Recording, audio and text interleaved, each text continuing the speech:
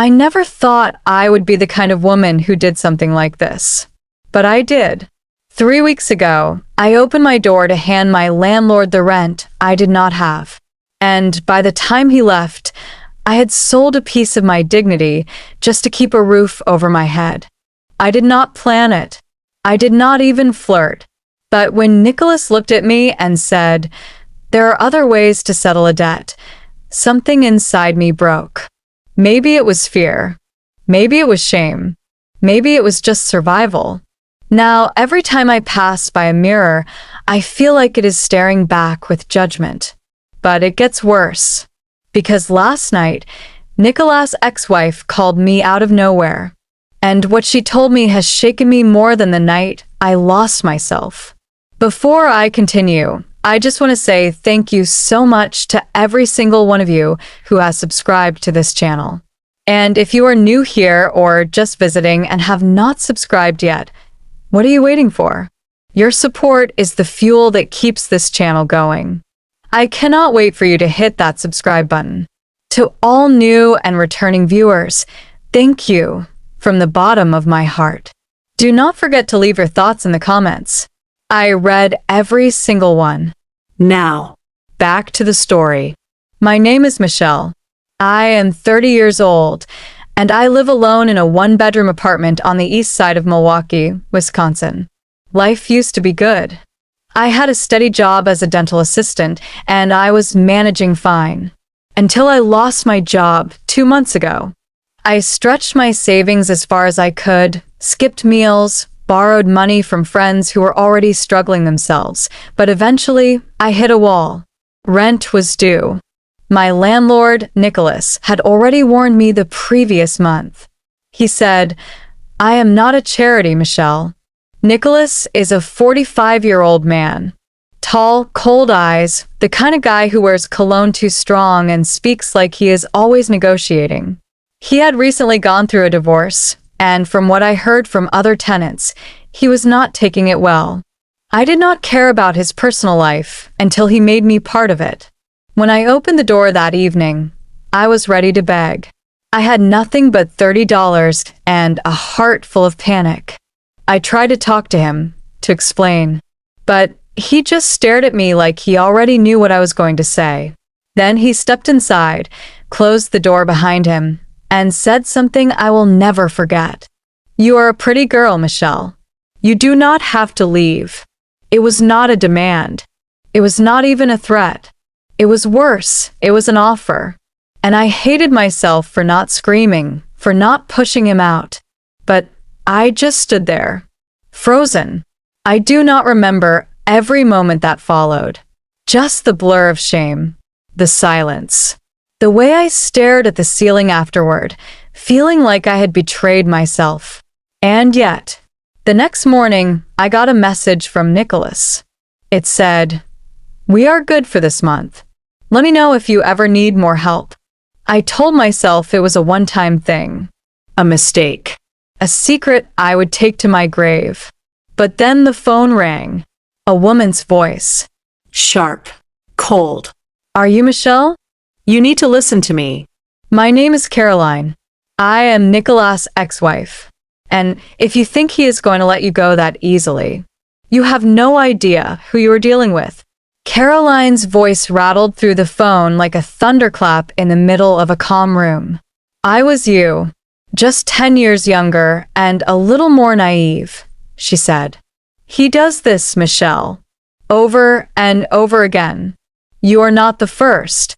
I stood in my kitchen holding the phone like it was poison. I wanted to hang up, but my hands would not move. My legs were trembling, and the cold tile beneath my feet suddenly felt like ice. I asked her why she was calling. She laughed, but there was no humor in it. "Because you still have time," she said. "Because I lost everything trying to love that man. Because I watched him trap women like you when they were at their weakest, and when they tried to walk away, he made sure they paid. I had thought I made a desperate choice, a mistake I could bury. But now it felt like I had stepped into a web, one I could not see until it was too late." I met Caroline in person 3 days later. We sat at a quiet coffee shop just outside of town. She looked tired, not old, but weary in a way that only pain can cause. She placed her phone on the table, slid over a folder, and said, "Look through it." Inside were printouts, emails, messages from other women. Some I recognized from around the building. Others were strangers. But the pattern was the same. All women, all tenants, all late on rent. And Nicholas had used the same line on all of them. "You are a pretty girl. You do not have to leave." Caroline told me about one woman, Tamara, who tried to report him. A week later, she was evicted for violating lease terms. No lawyer would take her case. She ended up moving out of state. Another woman ended up in a psychiatric facility after Nicholas allegedly leaked private videos of her to her job. I felt sick. My hands began to shake. I wanted to cry, scream, hit something, but instead, I just stared out the window. How could I have been so blind? That night, I could not sleep.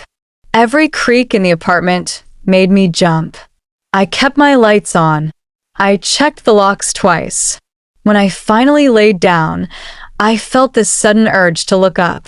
That was when I noticed it, a tiny black dot above my dresser. I climbed on a chair, heart pounding, and reached toward it. It was a small black camera tucked just behind a corner vent. A camera pointed straight at my bed. My stomach dropped. My skin burned with shame and rage. I felt violated all over again. But I knew one thing. Nicholas had gone too far. And I was going to make sure he did not do this to another woman ever again. I stared at the tiny camera in my hand, my breath trembling like a leaf in winter wind. My entire body shook, not from fear alone, but from the fury boiling inside me. He watched me, not just once, probably for weeks. Every moment I thought I had to myself was nothing but entertainment for a man I had let into my life out of desperation. I paced the apartment, whispering prayers I had not said in years. I wanted to run. I wanted to disappear. But something inside me said, "No, do not run. Fight." The next morning, I returned to the coffee shop and met Caroline again. I showed her the camera. Her eyes went wide, then misted over. I knew he had done it before, but never had proof. We made a plan. She connected me with an attorney who worked pro bono for women's shelters. I also spoke with a local advocacy center for housing abuse victims. They believed me. They took me seriously. Within a week, we had filed an official complaint and sent a cease and desist letter to Nicholas. The lawyer said it was the beginning of a very long process, but it was a start. I wish I could say it ended clean. That justice came quickly, but that would be a lie. Nicholas sent me a message that night. "You think anyone will believe you? You gave yourself to me. Willingly." He tried to twist the truth. He always had that kind of power.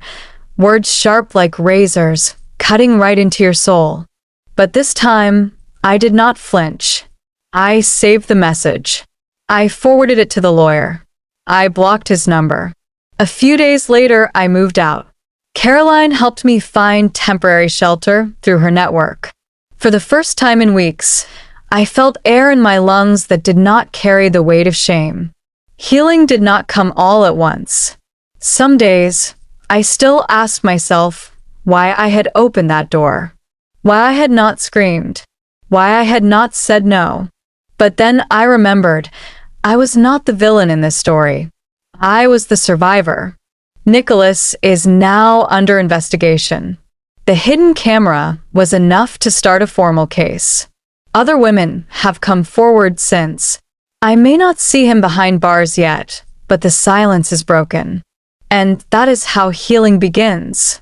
To every woman who has ever felt powerless, ashamed, or trapped, I see you. I was you, but you're not alone. Desperation can make us do things we never imagined. But dignity is not lost in one moment. It is reclaimed in the next choice. I chose to speak. And now, I am free. Thank you so much for listening to my story. If this moved you in any way, I would love to hear your thoughts in the comments. Let us talk about this. Your voice matters. Do not forget to like, share, and subscribe to the channel. Your support helps us bring more real and raw stories to life. Until next time, stay strong, stay safe, and never forget your worth.